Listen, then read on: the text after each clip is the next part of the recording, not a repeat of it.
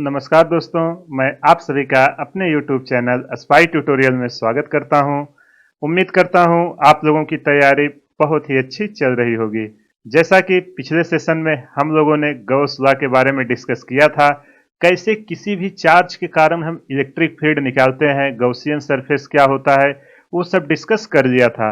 आज के सेशन में उसी का एप्लीकेशन, जैसे अगर इनफिनाइट लॉन्ग वायर है उसके कारण किसी भी पॉइंट पर इलेक्ट्रिक फील्ड कैसे निकालेंगे, या मेरा सिलेंडर है चाहे वो हॉलो हो या सॉलिड हो, कंडक्टिंग हो या नॉन कंडक्टिंग हो, उन सब के कारण हम इलेक्ट्रिक फील्ड निकालना सीखेंगे। तो चलिए बिना टाइम वेस्ट किए हुए सेशन स्टार्ट करते हैं। शांति से पूरा सेशन देखिएगा, आपको इसके बाद कहीं से और स्टडी करने की जरूरत नहीं पड़ेगी, आपका सारा पॉइंट क्लियर हो जाएगा। तो चलिए बिना टाइम वेस्ट किए हुए सेशन स्टार्ट करते हैं और समझते हैं एप्लीकेशन ऑफ गॉस थ्योरम। जो हमने गॉस थ्योरम स्टडी किया था उसका आज एप्लीकेशन देखेंगे। तो पहला एप्लीकेशन है electric field due to an infinitely long charged wire. अगर हमारे पास कोई एक इनफिनाइट लॉन्ग चार्ज वायर है तो उसके कारण हम किसी भी पॉइंट पर इलेक्ट्रिक फील्ड कैसे निकालेंगे। तो चलो उसी को यहाँ पे हम समझते हैं। अभी मैं क्या करता हूँ, मान लेता हूँ ये हमारा एक इनफिनाइट वायर है जिसपे हमारा चार्ज है। आप प्लस माइनस कुछ भी ले सकते हो, मैं प्लस लेता हूं, मान लेता हूं इस पे हमारा चार्ज है प्लस। ठीक, ये इनफिनाइट लॉन्ग वायर है, मतलब प्लस इंफिनिटी से लेके कहां तक गया हुआ है, माइनस इंफिनिटी तक गया हुआ है। ठीक, ये है इधर प्लस इंफिनिटी और इधर है हमारा माइनस इंफिनिटी। अब इसके कारण अगर किसी पॉइंट पर आपसे इलेक्ट्रिक फील्ड पूछे तो आप कैसे निकालोगे, उसी के बारे में हम डिस्कस करते हैं।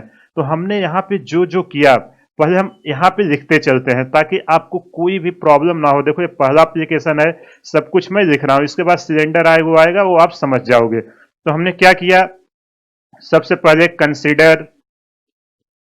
कंसीडर अ थीन वायर, क्योंकि आपके बोर्ड का एक फेवरेट टॉपिक है इसलिए इसको आराम से सारी चीजें आपको सिखा रहे हैं।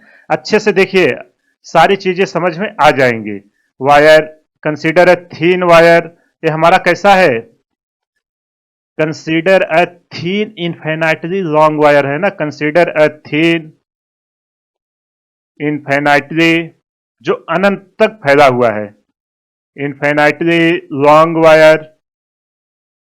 और जो इस पे चार्ज है, आप देखो ये चार्ज है, अगर मैं आपसे बोलूं कि हमें 5 मीटर पर कितना चार्ज है तो उसके लिए हम क्या करते थे, उसके लिए हम लीनियर चार्ज डेंसिटी वो लिखते थे, तो हम उसी को लिखेंगे।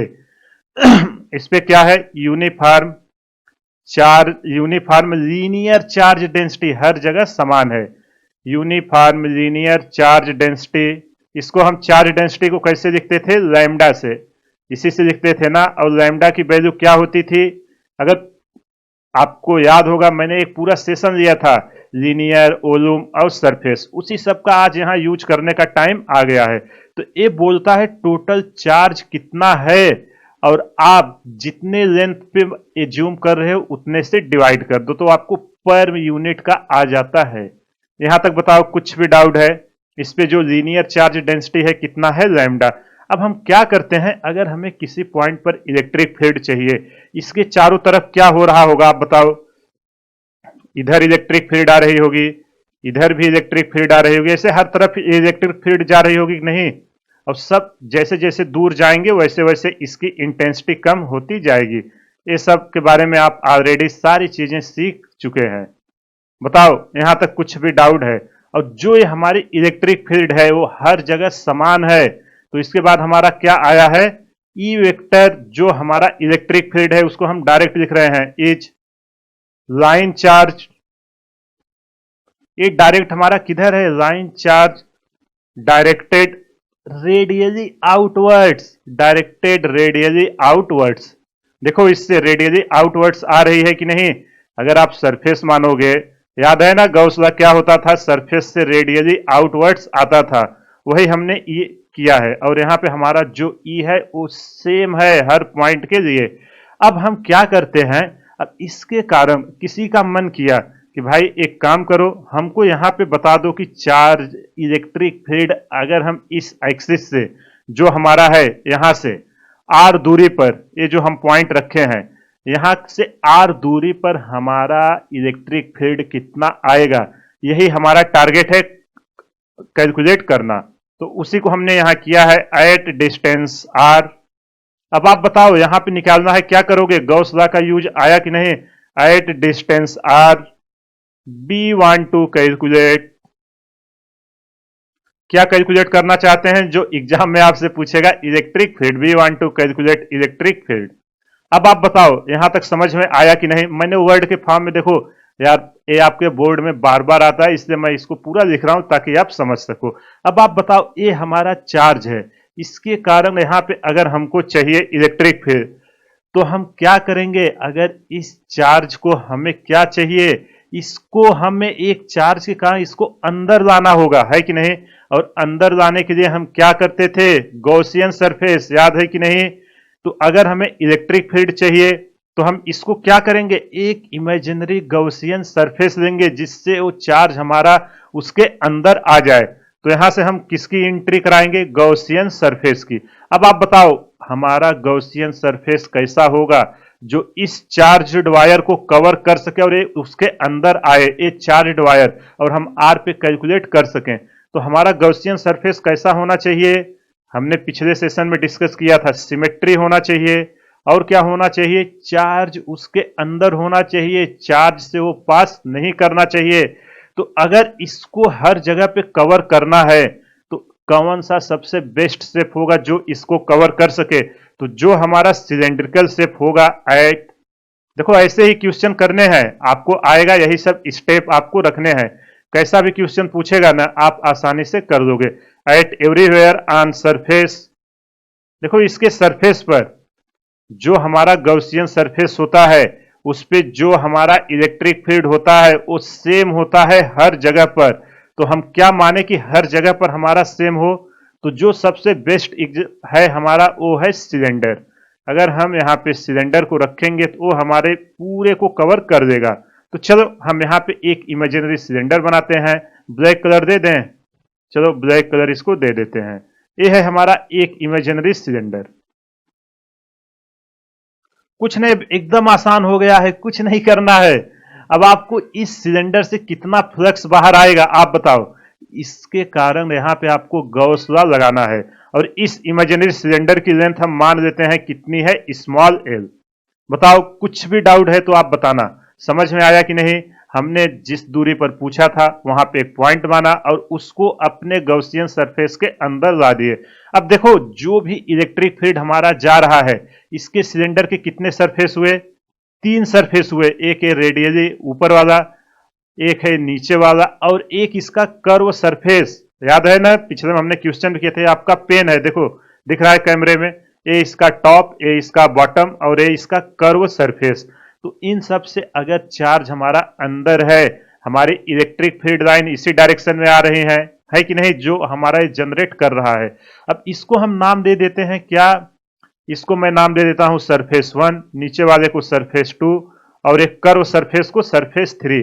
अब आप बताओ गॉस लॉ अगर हमें लगाना है, गॉस लॉ हमारा क्या बोलता है, गॉस लॉ याद है कि भूल गए, हमारा गॉस लॉ क्या बोलता था कि अगर हमें फाई चाहिए टोटल जो हमारा है सिलेंडर का, यही तो, अगर हमें फाई चाहिए जो अंदर चार्ज है क्यू इनसाइड, यही होता था ना क्यू इनसाइड, उसके कारण जितना हमारा चार्ज है net charge divided by epsilon.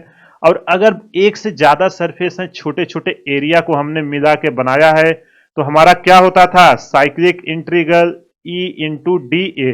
याद है कि भूल गए, पिछले ही सेशन की ये बात है। ठीक, अब चलो इसी का हम यहाँ पे यूज करने वाले हैं। तो आप ध्यान से देखो, पहले सरफेस पे एरिया वेक्टर लिखते हैं। तो आप बताओ कौन सा कलर मैं दूं, चलो एक कलर दे देता हूं। इसका एरिया वेक्टर, सरफेस 1 के एरिया वेक्टर क्या आता है, हमेशा सरफेस के परपेंडिकुलर आता है। इसी तरह सरफेस 2 है, यहां से एरिया वेक्टर इसके परपेंडिकुलर आएगा, और ये सरफेस 3 है, यहां से एरिया वेक्टर इसके परपेंडिकुलर आएगा। अब सरफेस 1 और 2 की हम बात करते हैं। सरफेस जो हमारा 1 है, ठीक, सरफेस 1 एंड 2, यहां पे आप देखो जो सरफेस 1 है, इलेक्ट्रिक फील्ड हमारे इस डायरेक्शन में है, लेकिन जो एरिया वेक्टर है वो इस डायरेक्शन में कितना एंगल है 90 डिग्री। इसी तरह अगर हम सरफेस 2 की बात करें वो इधर है और इधर इसका है, ये भी यहाँ कितना बन रहा है 90 डिग्री। और जो हमारा कर्व सरफेस है यही इतना कर्व सरफेस है, ये इतना कर्व है पेन का, देखो ऊपर नीचे की बात नहीं हो रही है। तो ये जो हमारा कर्व सरफेस है उसको हम नाम दे देते हैं सरफेस 3। पहले हम एंगल समझ लेते हैं। यहाँ पे देखो थीटा इक्वल टू कितना निकल के आया है 90 डिग्री, यहाँ भी थीटा इक्वल टू 90 डिग्री। अब हम फेस 3 की बात करते हैं जो हमारा कर्व है। तो कर्व सरफेस पे देखो इसी डायरेक्शन में, चाहे आप इधर लो चाहे इधर लो, एक कर्व है ना, तो हमारा इलेक्ट्रिक फील्ड इसी डायरेक्शन में है और इसी डायरेक्शन में हमारा एरिया वेक्टर है। तो थीटा इक्वल टू हमारा क्या आया 0 डिग्री। समझ में आया कि नहीं? अब देखो इस सिलेंडर से फ्लक्स और कहीं से बाहर नहीं जा रहा है, तो चलो हम नेट फ्लक्स लिखते हैं कितना हमारा आएगा, किसके कारण, सिलेंडर के। फाई सिलेंडर जो हमने इमेजिनरी सिलेंडर बनाया है इसके 3 सरफेस माने हैं phi 1 plus phi 2 plus phi 3। और फाई की वैल्यू क्या होती है E D A cos theta, A होगा cos 90 degree plus E D A cyclic integral होगा ना, इस सरफेस का हमने छोटू सा एरिया माना है। ई डी ए इधर भी होगा कॉस 90 डिग्री। फिर अगले के लिए हमारा होगा ई डी ए, यहां पे कॉस कितना है तीसरे के लिए, कॉस 0 डिग्री। बताओ कुछ भी डाउट हो फाइव सिलेंडर के लिए। अब कास 90 कितना होता है 0, इधर भी कास 90 क्या होता है 0। तो जो हमारा फाइव सिलेंडर नेट निकल के आएगा वो हमारा कितना निकल के आएगा। अब आप मुझे बताओ, अगर ये हमारा सिलेंडर है इसके अंदर चार्ज क्यू, हम ये पूरे का इफेक्ट एक क्यू मान लेते हैं, क्यू इनसाइड। इसके बाद हम इसको लीनियर चार्ज में ब्रेक करेंगे, ठीक। तो इसके अंदर जो हमारा चार्ज आएगा क्या आएगा, क्यू इनसाइड गॉस लॉ, अंदर चार्ज कितना है divided by epsilon not equal to, इधर क्या आएगा हमारा, देखो इलेक्ट्रिक फील्ड पूरा कांस्टेंट है। इलेक्ट्रिक फील्ड कांस्टेंट है कि नहीं, बिल्कुल कांस्टेंट है। तो यहां से हमारा बचेगा E इंटू कॉस 0 की वैल्यू 1 इंटू डी ए। अब यहां इंपॉर्टेंट है कौन सा एरिया लेना है, एक कर्व सरफेस। देखो टॉप और बॉटम से 0 हो गया है और सिलेंडर का कर्व सरफेस ए वाला एरिया लेना है। जो कर्व है हमारा इसका एरिया कितना होता है सिलेंडर का कर्व सरफेस का 2 पाई आर एल, यही होता है कि नहीं, ये इसका कर्व है यार, देखो पेन है ना, ये जो इसका एक कर्व है कितना होगा एरिया, क्योंकि फ्लक्स तो इसी के रेडियली आया है, तो ये होगा हमारा E इंटू ए और एरिया हमारा कितना होगा 2 पाई आर एल। तो चलो हम इसको पहले लीनियर चार्ज डेंसिटी के टर्म में ब्रेक करते हैं। मैंने आपको एक कॉन्सेप्ट सिखाया था जहां कंटिन्यूअस चार्ज डिस्ट्रीब्यूशन सिखाया था। लीनियर चार्ज डेंसिटी क्या होती है, लैम्डा। ये हमारा होता है क्यू जो हमारा अंदर है charge, Q inside divided by total length. Total length इस सिलेंडर का कितना है, जितने में फैला हुआ है, जितने में फैला हुआ है कितना है, हमने स्मॉल एल माना है।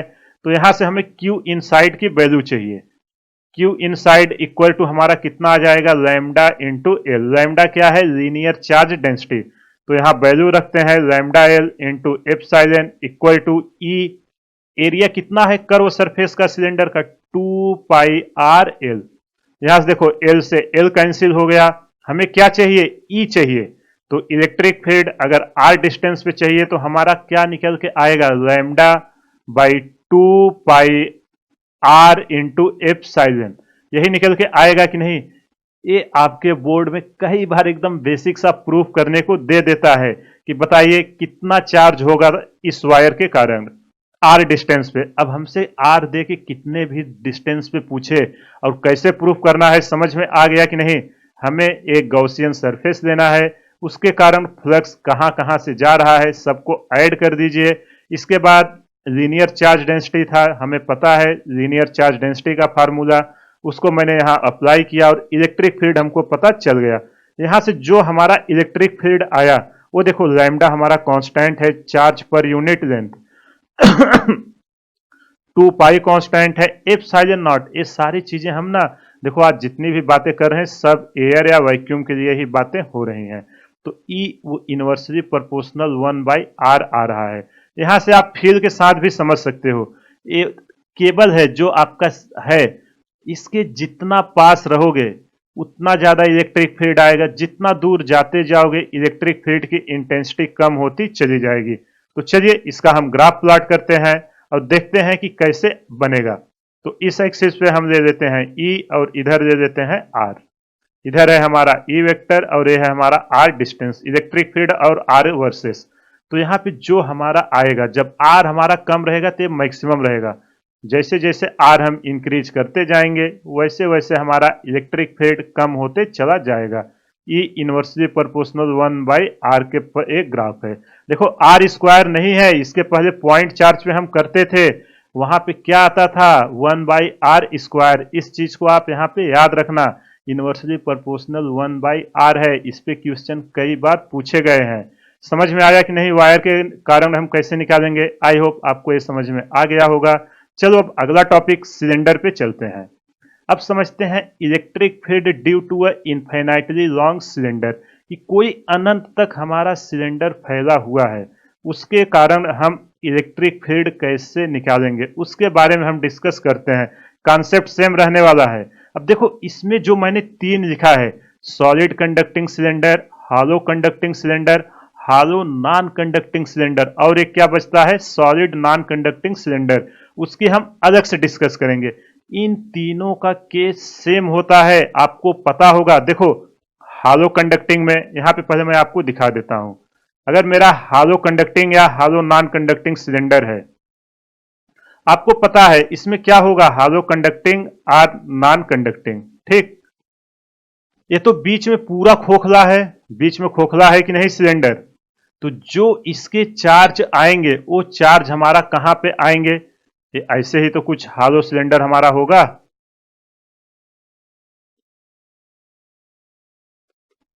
यही होता है ना हॉलो सिलेंडर।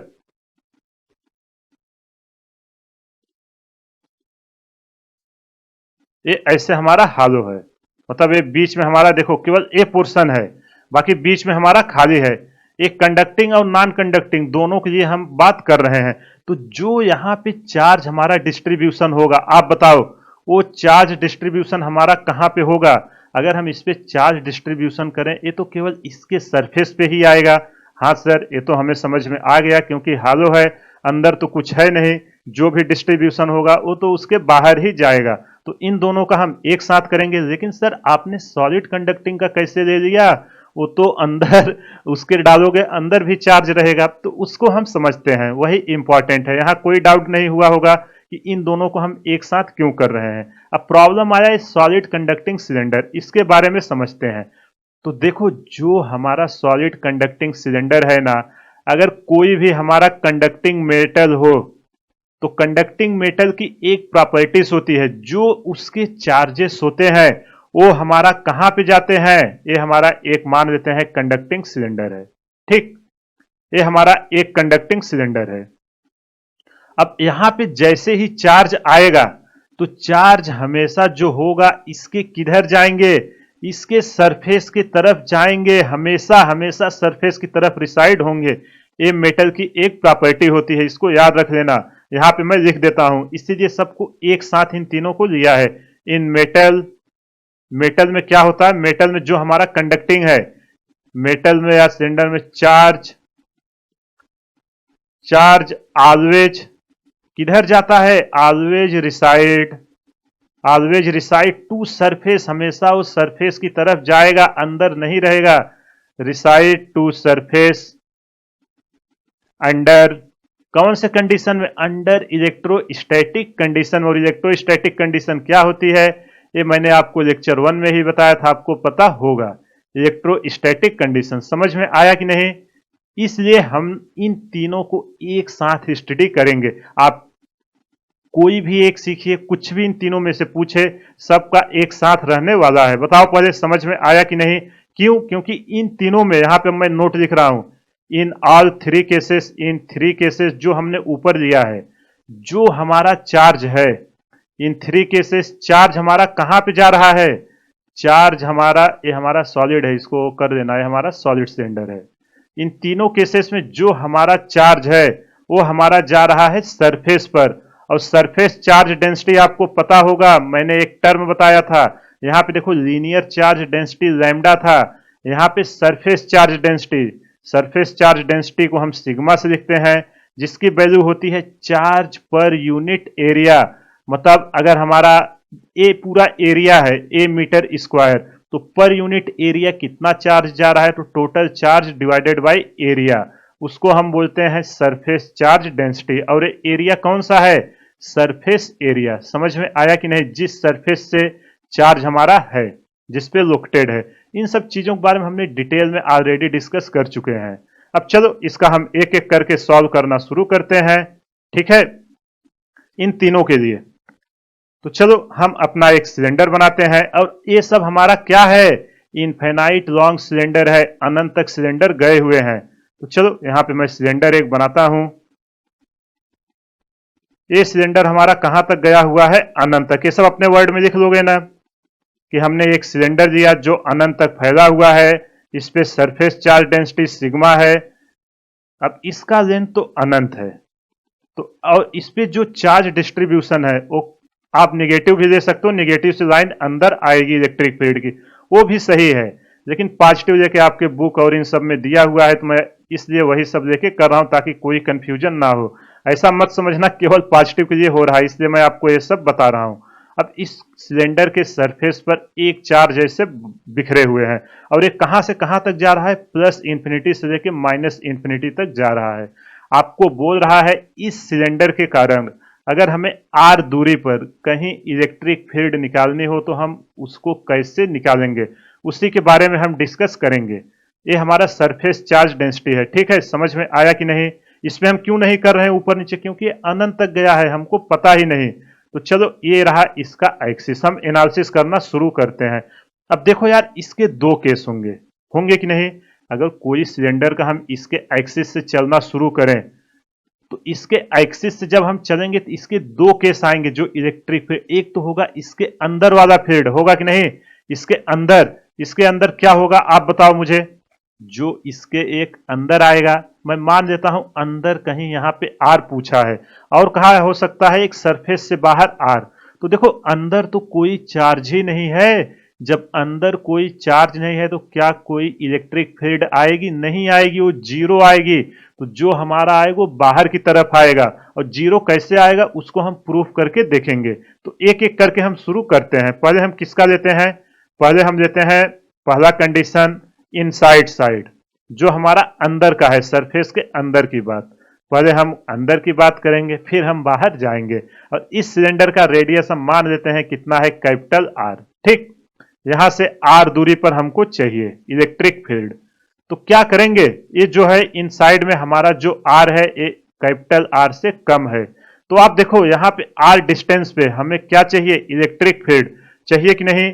तो जहां हमें इलेक्ट्रिक फील्ड चाहिए तो हमें क्या बनाना होगा, एक हमें गॉसियन सरफेस चाहिए। तो चलो हम गॉसियन सरफेस, अब बताओ सिलेंडर का गॉसियन सरफेस क्या होगा, सिलेंडर ही होगा। तो यहां पे मैं एक इमेजिनरी सिलेंडर बना देता हूं, गॉसियन सरफेस। ये रहा हमारा गॉसियन सरफेस। इसके कितने पार्ट हुए, तीन पार्ट, एक ये हुआ ऊपर का, ये हुआ नीचे का, और एक हुआ कर्व जहां से हमारे फ्लक्स निकलेंगे। बताओ पहले यहां तक समझ में आया कि नहीं। तो यहां पे हमने क्या किया, एक गॉसियन सरफेस लिया, और गॉसियन सरफेस हमारा क्या है, कई बार क्वेश्चन में पूछ लेता है सिलेंडर के लिए गॉसियन सरफेस क्या होगा। तो सिलेंडर के लिए गॉसियन सरफेस हमारा होगा सिलेंडर, ठीक। अब हमने क्या किया कि जो हमारा फाई टोटल आएगा इस पॉइंट आर पे चाहिए। तो हमें क्या चाहिए, अगर हम इलेक्ट्रिक पे वो सब निकाल देंगे तो कर देंगे। यहाँ पे जो फ्लक्स हमारा आएगा वो तीनों के कारण आएगा कि नहीं। यहाँ पे देखो, अगर हम इसका एरिया वेक्टर बनाएं, इसके परपेंडिकुलर डी ए, और इलेक्ट्रिक लाइन हमारी कहाँ आएगी, चार्ज के बाहर इस डायरेक्शन में आएगी, ई जो है हमारी ना, इसी डायरेक्शन में आएगी। और ऐसे ही इधर इसका एरिया वेक्टर दें, इस सरफेस के perpendicular area vector always perpendicular to the surface. और ऐसे अगर हम इधर दें तो ये है हमारा डी ए। बोलो यहां तक कुछ भी डाउट है किसी को, इसके परपेंडिकुलर ने कर्व सरफेस है सिलेंडर। अब तक तो आपको रट गया होगा सिलेंडर का, इतना करा दिए हैं। तो हमारा जो नेट फ्लक्स आएगा फाई टोटल, वो हमारा कितना आएगा उसके बारे में देखते हैं। तीन सरफेस है, phi 1 plus phi 2 plus phi 3। हमने देखो यहाँ पे हमने पीछे किया हुआ था, तीनों हमारे क्या आए थे, देखो यहाँ पे हमारे दो जीरो आ रहे थे, 90 डिग्री पे था। यही केस वहां पे है, तो मैं डायरेक्ट यहाँ पे वैल्यू लिख रहा हूं। तो फाई वन हमारा जीरो हो जाएगा, फाई टू भी जीरो हो जाएगा। जो हमारा फाई टोटल आएगा, एक गॉस लॉ हम लगाते हैं। क्या बोलता है गॉस लॉ कि क्यू इनसाइड, इसके अंदर कितना है चार्ज। गॉसियन सरफेस के अंदर कोई चार्ज है क्या? कोई चार्ज नहीं दिखा। Equal to phi three E into A, जो वहां पे हमने देखा था। और एरिया हमारा कौन सा? एक कर्व एरिया है, जो गॉसियन सरफेस, देखो जो मैं हाईलाइट कर रहा हूं, केवल एक कर्व की बात हो रही है, ऊपर नीचे की नहीं। वहां पे जीरो हो चुका है। अब इन साइड में कोई चार्ज है क्या? यहाँ पे लिखते हैं Q inside divided by epsilon equal to E into area क्या है? 2πr_l। अब आप बताओ, इसके अंदर कोई चार्ज है? चार्ज आप बताओ, इस गॉसियन सरफेस पे क्या कोई चार्ज है? Charge at surface. किस पे? गॉसियन सरफेस पे। चार्ज एट सरफेस, यहां पे तो कोई चार्ज ही नहीं है। तो हमारा क्या है? Charge at surface equal to zero Gaussian surface पे। चार्ज एट सरफेस इनसाइड, यहां पे पूरा लिख देता हूं, नहीं तो आधे लोग बोलेंगे सर ये क्या कर दिए। चार्ज एट सरफेस इनसाइड, दिख रहा है कि नहीं? शायद वीडियो से छुप रहा होगा। तो हमने लिखा है चार्ज एट इनसाइड सरफेस, इसके अंदर चार्ज कुछ नहीं है तो जीरो है। तो यहां से जब हमारा क्यू जीरो आया, तो E इक्वल टू हमारा क्या निकल के आएगा? इलेक्ट्रिक फील्ड हमारी निकल के आएगी जीरो। तो यहां पे हमारा इसके अंदर कोई भी इलेक्ट्रिक फील्ड है ही नहीं। समझ में आया कि नहीं? There is a no electric field inside this cylinder. यहां पे लिख दूं, there is no electric field को ई वेक्टर से लिखते हैं इनसाइड दिस सिलेंडर। आपने देख लिया प्रूफ के साथ, और वैसे भी फील हो रहा था कि जब अंदर चार्ज ही नहीं है, फ्लक्स बाहर निकलेगा नहीं, वहां से हमारी कोई इलेक्ट्रिक फील्ड आएगी नहीं। ये तो हमने इनसाइड के लिए देखा। अब चलो आउटसाइड के लिए करते हैं। Second part, outside.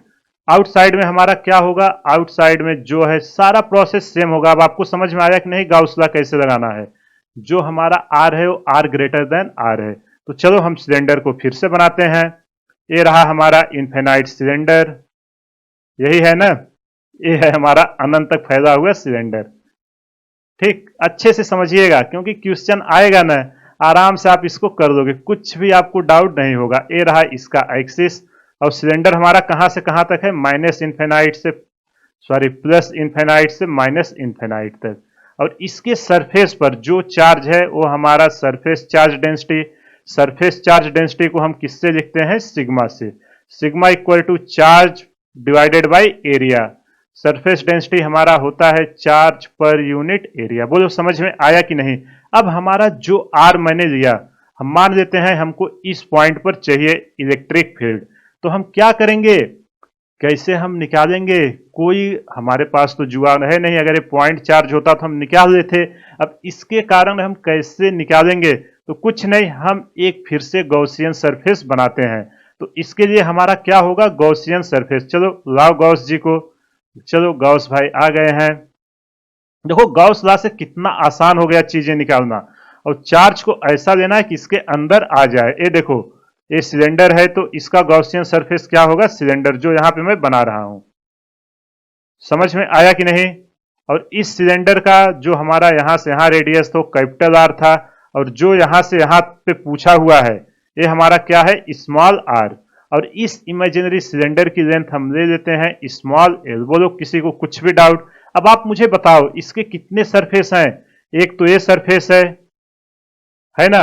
एक ए सरफेस है नीचे वाला, इसको मैं नाम दे देता हूं 1, नीचे वाले के 2, और एक कर्व सरफेस है 3। अब आप बताओ, प्लस चार्ज इधर है तो हमारा इलेक्ट्रिक फील्ड चार्ज से कैसे निकलता है? Radially outward. तो यहां से जो हमारा चार्ज आएगा इलेक्ट्रिक फील्ड, वो क्या आएगा? ऐसे ही तो निकल के आएगा। और इसका एरिया वेक्टर लिखते हैं। एरिया वेक्टर आप बताओ, एरिया वेक्टर इस सरफेस के क्या होगा? Perpendicular D A. इस सरफेस के क्या होगा? D A. और कर्व सरफेस का एरिया वेक्टर इधर भी आएगा डी ए। कर्व सरफेस है, ये मत सोचना लेफ्ट राइट दोनों बराबर है, ऐसे कर्व है, किधर भी लो। ये पेन देख रहे हो ना, आपके हाथ में पेन होगी कर्व। ठीक, अब आपको कुछ नहीं करना है, नेट फ्लक्स निकालना है, क्यू से कंपेयर करना है, निकल के आ जाएगा। तो हमें क्या चाहिए? Total flux. Phi total equal to मैं क्या लिख सकता हूं? फाई वन, मतलब सरफेस वन से कितना फ्लक्स आ रहा है? सरफेस टू से। और सरफेस 3 से। तो देखो यार यहाँ पे एरिया और इलेक्ट्रिक फील्ड 1 के लिए क्या है, परपेंडिकुलर 90 डिग्री, तो ये क्या हो जाएगा 0। 2 के लिए देखो यहाँ भी एरिया वेक्टर और इलेक्ट्रिक फील्ड में क्या एंगल है 90 डिग्री, वो हो जाएगा हमारा 0। बचेगा क्या वन जी फाई 3। अब बताओ हमारा फाई टोटल, अगर इसके अंदर चार्ज हम टोटल को मान दें क्यू इनसाइड, यही तो गॉस लॉ बोलता है अंदर जितना चार्ज है सबका समेशन डिवाइडेड बाय एप्सिलॉन हमें क्या देगा टोटल फ्लक्स। और इधर क्या आया है हमारा जो आएगा E इंटू डी ए, यही आएगा ना। अब देखो इलेक्ट्रिक फील्ड लाइन हमारी कांस्टेंट है, जो हमारी इलेक्ट्रिक फील्ड लाइन आ रही है, तो इसको हम क्या करेंगे इंटीग्रेशन से बाहर ले लेंगे, ठीक है। तो ये हमारा आएगा Q inside divided by epsilon equal to E D A का इंटीग्रेशन क्या होगा, कौन सा एरिया होगा, ये देखो जो यहाँ पे मैं ग्रीन कर रहा हूं केवल ए एरिया होगा हमारा, यही एरिया जो कर्व एरिया है, और कर्व एरिया का कितना होता है एरिया 2 पाई आर एल। अब चलो यार क्यू इनसाइड ये तो सिंगल चार्ज है, यहाँ पे तो हमारा सरफेस पे चार्ज डिस्ट्रीब्यूशन है, तो अगर सरफेस चार्ज डिस्ट्रीब्यूशन है तो उसको हम कैसे लिखते हैं क्यू इनसाइड के लिए, अगर सिग्मा हमें निकालना है तो क्या करेंगे surface charge density Q inside यही होता है ना डिवाइडेड बाय टोटल एरिया जिस एरिया पे डिस्ट्रीब्यूटेड है, तो ये हमारा जो गॉसियन एरिया है उसी पे डिस्ट्रीब्यूटेड है। तो यहां से जब हम क्यू इनसाइड लिखेंगे ये हमारा कितना निकल के आएगा, क्यू इनसाइड हमारा निकल के आएगा सिग्मा इंटू ए, एरिया है हमारा 2 पाई आर एल, इसकी वैल्यू हम यहाँ पे रखते हैं, अगर इसको मैं इक्वेशन 1 मान लूं। यहीं पे लोग गलती करते हैं, इसीलिए मैंने आपको ये रखा कि ताकि समझ में आए एग्जाम में आप क्या करोगे। तो जो ये एरिया है ये किस पे डिस्ट्रीब्यूटेड है, ये इस चार्ज पे डिस्ट्रीब्यूटेड है बड़े वाले, और यहाँ पे एरिया क्या लेना है, ये हमारा गलत होगा, ये गलती आप मत करना। हम ये जो हमारा एक्चुअल सिलेंडर है उस पे निकाल रहे हैं, तो यहाँ पे जो हमारा सिग्मा आएगा वो हमारा निकल के आएगा Q inside divided by area 2 पाई, ये जो हमारा ओरिजिनल सिलेंडर है आर एल, गलती मत करना, यही मिस्टेक यहाँ करते हैं, समझ में आया ना, ये गलती मत करना, जो ये ओरिजिनल में दिया है उसको लेना है 2 पाई आर एल। तो चलो यहाँ पे वैल्यू डालते हैं sigma into 2 pi R L divided by epsilon not equal to, आगे क्या आएगा हमारा, इधर हमारा क्या है E into 2 pi R L, E into 2 pi small R L है, ये हमारा गॉसियन एरिया है, देखो ये सबका कॉम्बिनेशन था और ये टोटल की बात हो रही है, एरिया टोटल जहां से जा रहा था अंदर, समझ में आया कि नहीं, गलती मत करना, यहाँ पे बहुत लोग बहुत ज्यादा गलती करते हैं। देखो 2 पाई से 2 पाई कैंसिल, ये भी एल है ना, क्योंकि लेंथ तो हमारी उतनी ही आने वाली है, तो इस एल से इस एल भी कैंसिल हुआ। अब देखो आप ये मत बोलना सर इसका अनंत लेंथ क्यों नहीं आएगा, क्योंकि यहां से लेके यहीं तक बात हो रही है, तो इतने का रेडियस कैपिटल आर है और लेंथ जो इसकी एल है तो उसकी भी एल होगी, इसलिए एल से एल कैंसिल हो गया। तो जो यहां से हमारी इलेक्ट्रिक फील्ड ई निकल के आई है, ए निकल के आई है sigma into R divided by हमारा क्या आया है एप्सिलॉन इंटू ए बचा है स्मॉल आर। तो जो हमारा इलेक्ट्रिक फील्ड निकल के आई है वो हमारा देखो यहाँ पे सिग्मा कांस्टेंट है, surface charge density, R cylinder का रेडियस कांस्टेंट है, एप्सिलॉन कांस्टेंट है, तो E inversely proportional 1 by R पे डिपेंड करती है। बोलो यहाँ तक समझ में आया कि नहीं, यही इसमें पूछता है, कुछ भी देके पूछे आप आसानी से निकाल सकते हो कि नहीं, गॉस सरफेस लेना है उसको बना के सॉल्व करना है। आई होप ये आपको समझ में आ गया होगा। चलो अब इसका ग्राफ प्लॉट करते हैं।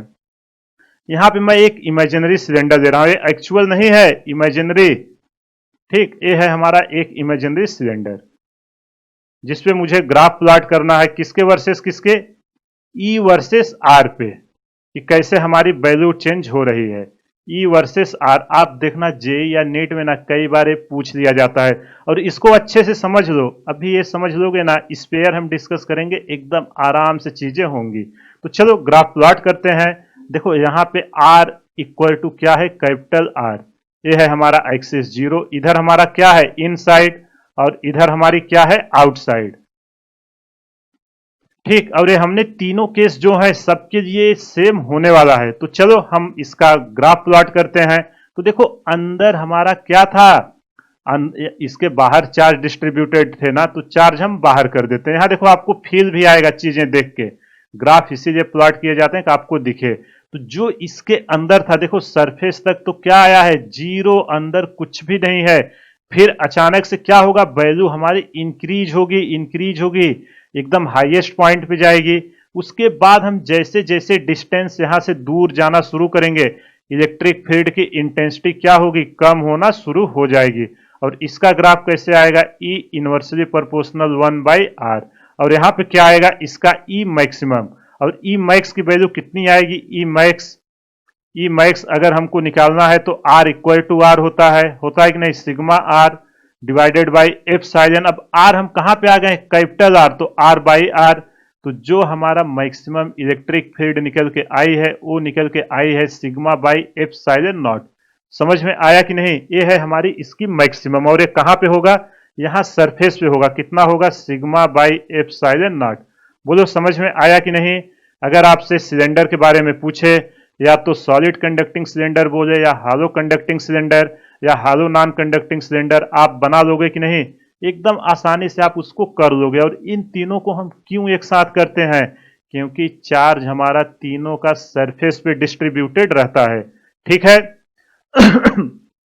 और यहाँ पे विशेष ध्यान रखना, गलती यहीं पे होती है जहां पे, यहाँ देखो मैंने क्रॉस करके बताया है, एरिया लेने में लोग जल्दबाजी में आप क्वेश्चन करोगे, देखना आपसे भी गलती होगी।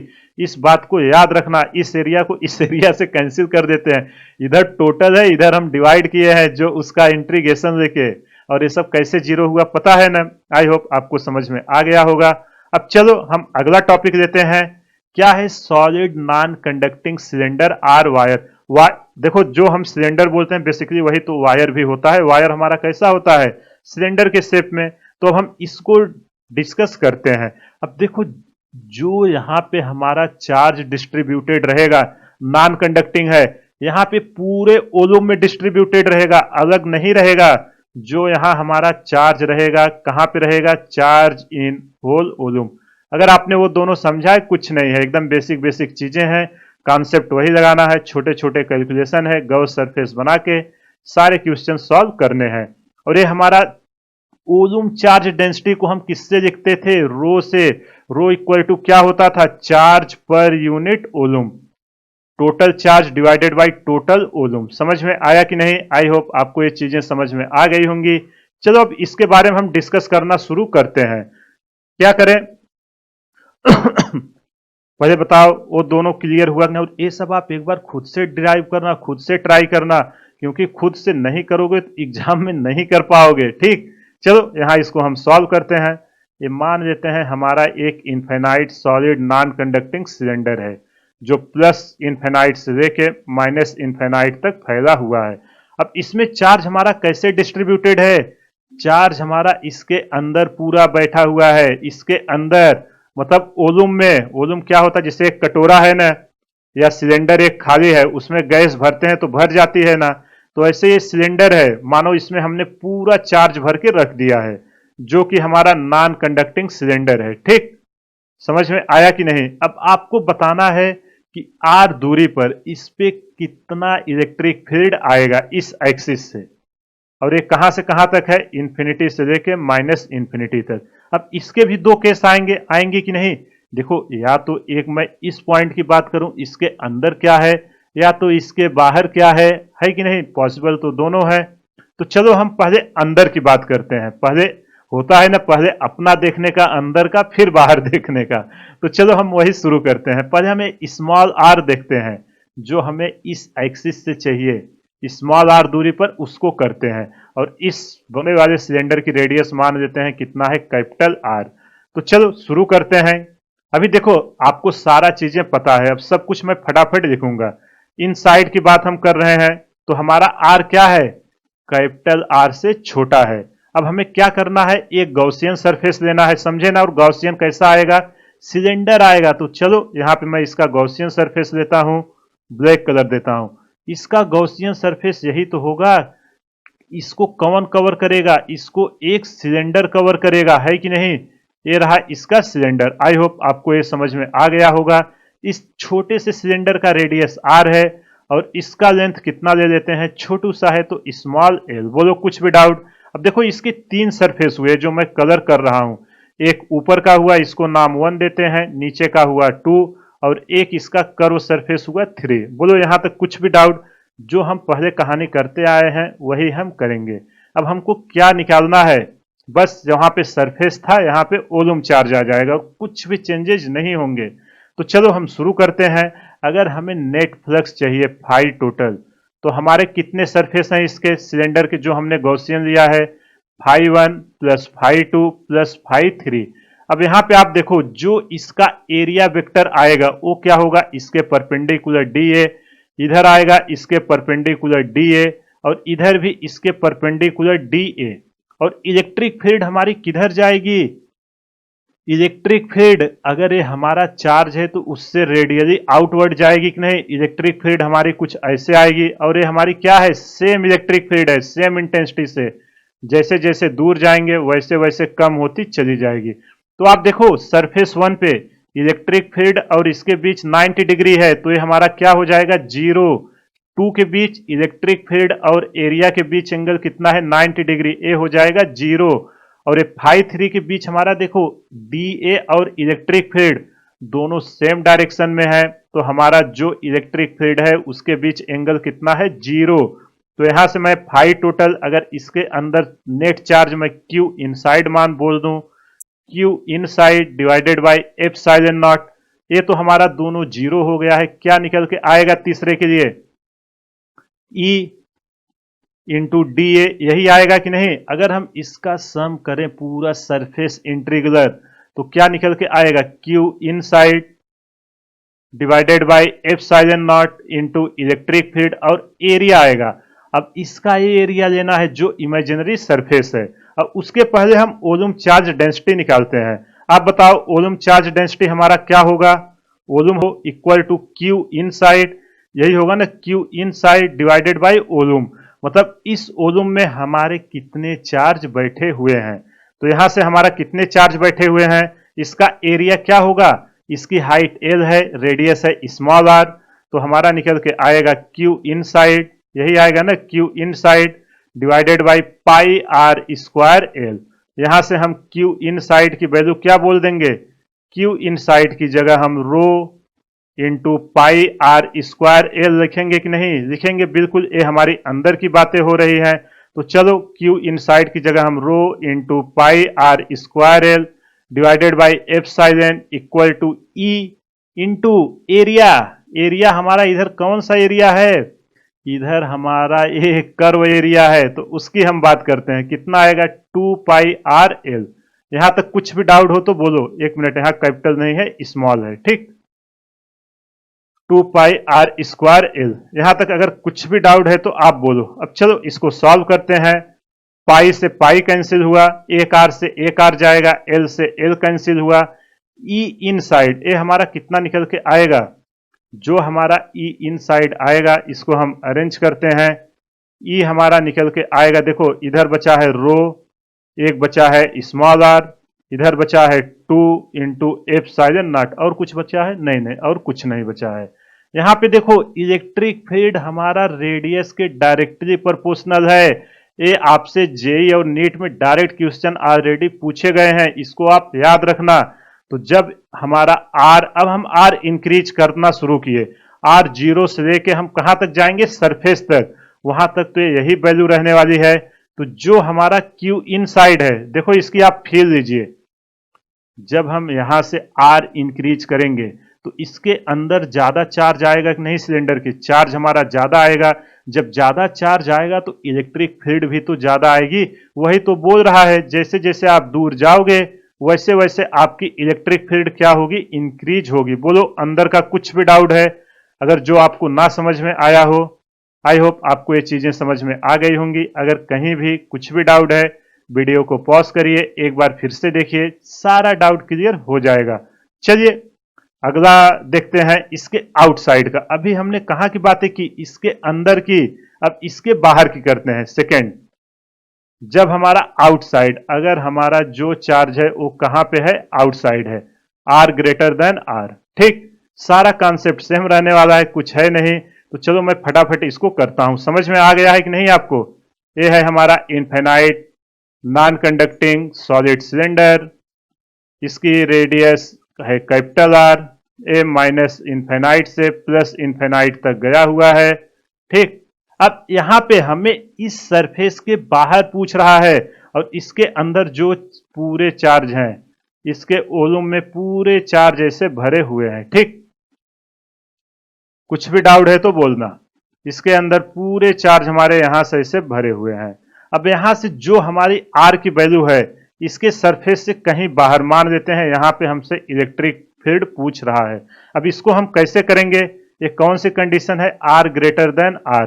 कुछ नहीं, पहले इसको हम गॉसियन सरफेस लेंगे। गॉसियन सरफेस, इसके लिए सबसे बेस्ट क्या होता है? हमारा सिलेंडर। तो चलो, ये रहा हमारा, एक मिनट, आर को थोड़ा हम और क्लोज बनाते हैं क्योंकि हमें जगह चाहिए। ठीक, यहां से हमसे मान लेते हैं यहां पे आर दूरी पर पूछ रहा है। तो चलो हम एक गॉसियन सिलेंडर देते हैं। ये रहा हमारा गॉसियन सरफेस, जो क्या है? हमारा एक सिलेंडर। ठीक, यही होगा ना? देखो, गॉसियन का हमारा यही था, चार्ज क्या होना चाहिए? इनसाइड होना चाहिए, बाहर वाले कोई भी फ्लक्स नहीं प्रोड्यूस करेंगे। यही तो हमने पिछले लेक्चर में सीखा था। तो यहां पे देखो कितने सरफेस हुए? 3 सरफेस। अब जो इलेक्ट्रिक फील्ड आएगी, इसको मैं नाम दे दूं 1, इसको नाम दे दूं 2, और ये है हमारा 3। तो जो इलेक्ट्रिक फील्ड आएगी वो कुछ ऐसे ही आएगी कि नहीं? इधर से निकलेगी, ऐसे ही इलेक्ट्रिक फील्ड जाएगी, और ये हमारी क्या है? यूनिफॉर्म है, ऐसा नहीं कि कहीं ज्यादा कहीं कम है। अब देखो यहाँ का एरिया वेक्टर परपेंडिकुलर है। यहां भी अब तो आपको याद हो गया होगा, है कि नहीं? क्यों जीरो आ रहा है? तो चलो फाई टोटल लिखते हैं। टोटल इलेक्ट्रिक फील्ड हमारा क्या होगा? फाई 1 सरफेस 1 के कारण, सरफेस 2 के कारण और सरफेस 3 के कारण। तो यहां पे देखो 1 और 2 हमारा क्या हो जाएगा? जीरो। 3e कॉस जीरो की वैल्यू 1, da मतलब इस सरफेस के कर्व सरफेस के अलॉन्ग एरिया लेंगे तो हमारा कितना बचेगा?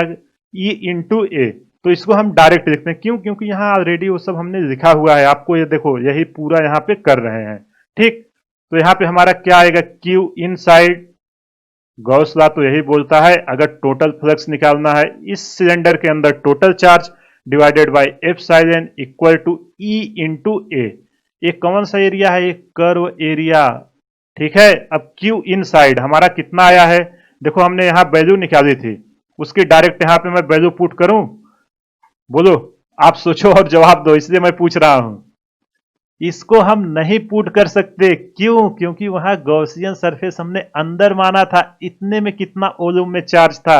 अब हम इसको मान रहे हैं, इसमें कितना चार्ज है उसको डिस्कस करेंगे। तो इसके लिए तो हमारा यहीं तक चार्ज है, ये बाउंड्री यहीं तक है, इसके बाहर तो कुछ चार्ज नहीं है। तो यहां पे वो गलती मत कर देना स्मॉल आर रख के, इसलिए आपको बता रहे हैं। तो यहाँ पे जो हमारा वॉल्यूम चार्ज डेंसिटी होगा वो होगा Q inside divided by volume. Volume हमारा कितना होगा? Pi into R. ये इसका रेडियस है। देखो चार्ज यहां से लेके यहां तक है ना, स्मॉल आर मत रखना क्योंकि इसके बाहर चार्ज नहीं है। पाई आर स्क्वायर, और इसका लेंथ हमने कितना मान लिया है? इमेजिनरी है, मान लेते हैं लेंथ है L. Pi R square L. तो चलो क्यू इनसाइड की जगह हम वैल्यू पुट करते हैं, कितना?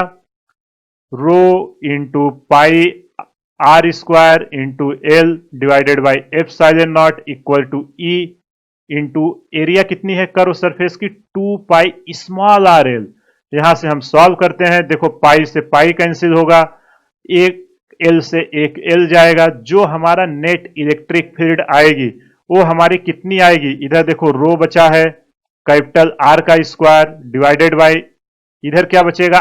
स्मॉल आर इंटू एप्सिलॉन, और क्या बचा है? 2 बचा है।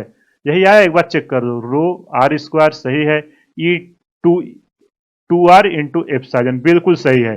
तो जो हमारा नेट इलेक्ट्रिक फील्ड आया इसके बाहर, यहां पे देखो रो हमारा volume charge density constant, R radius constant, 2 constant, epsilon constant. तो जो हमारा ई डिपेंड कर रहा है, ई किस पे डिपेंड कर रहा है? इनवर्सली 1 बाई आर पे। जो वहां पे आउटसाइड में था, देखो इधर जो आया था वही यहां पे भी आया है। आउटसाइड में कोई दिक्कत नहीं आई है, प्रॉब्लम कहां आई है? इनसाइड में। तो वही यहाँ पे है। चलो इसका भी ग्राफ प्लॉट करके देख लेते हैं कि इसका ग्राफ कैसे आएगा। तो यहाँ पे हम एक इमेजिनरी सिलेंडर बना देते हैं। बिल्कुल सही, बना लिया इमेजिनरी सिलेंडर। कुछ भी डाउट हो तो बोलना आप। अब इसका ग्राफ प्लॉट करना है ई वर्सेस आर का। कैसे कैसे चीजें बदल रही हैं उसको देखते हैं। ए है ई, ए है आर, यहाँ पे है हमारा आर इक्वल टू आर।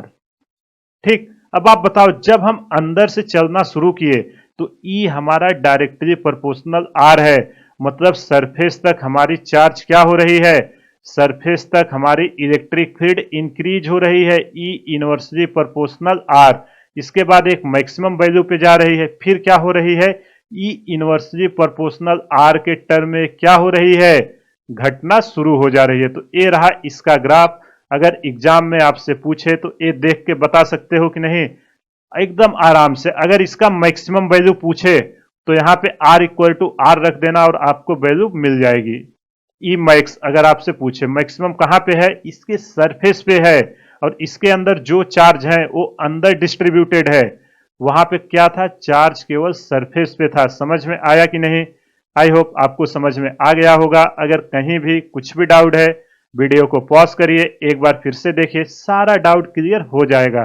तो ये रहा गॉस लॉ का एप्लीकेशन। देखो हमने कॉम्प्लिकेटेड प्रॉब्लम को गॉस लॉ के हेल्प से कितना इजीली कर दिया है, और कुछ नहीं किया, जो बेसिक था उसी को यूज किया है। तो इन सबको आप एक बार खुद से ट्राई करना। अगर कहीं भी कुछ भी प्रॉब्लम आती है आप हमें कमेंट कीजिए, या अगर कोई क्वेश्चन है जो नहीं बनता आप वीडियो के कमेंट में डालिए, या एक दूसरा प्लेटफॉर्म टेलीग्राम है स्पाई ट्यूटोरियल के नाम से, जिसका लिंक मैं हर वीडियो के डिस्क्रिप्शन में देता हूं। वहां से जाके आप उसको ज्वाइन कर लीजिए। कोई भी क्वेश्चन है आप पोस्ट कीजिए। इसके अलावा हर दिन मैं वहां क्विज डालता हूं, आप उसको सॉल्व कीजिए।